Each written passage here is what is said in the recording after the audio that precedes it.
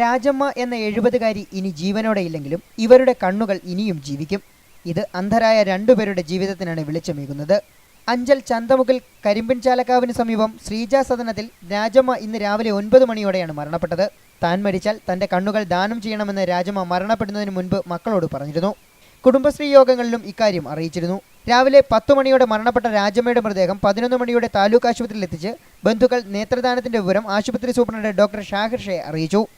Doctor ജില്ലാ അന്ധതാ നിവാരണ സമിതിയെ വിവരം അറിയിച്ചതിനെ തുടർന്ന് കൺസൾട്ടന്റ് ഡോക്ടർ സുപ്രഭയുടെ നേതൃത്വത്തിലുള്ള സംഘം എത്തിയാണ് ശരീരത്തിൽ നിന്നും കണ്ണുകൾ നീക്കം ചെയ്തത്.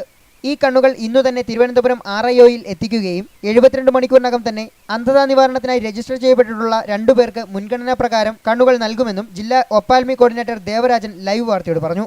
10 വർഷം മുമ്പ് മരണമടഞ്ഞ ഹോമിയോ ഡോക്ടറായിരുന്ന ചന്ദ്രശേഖരൻ വൈദ്യരുടെ ഭാര്യയാണ് രാജമ്മ.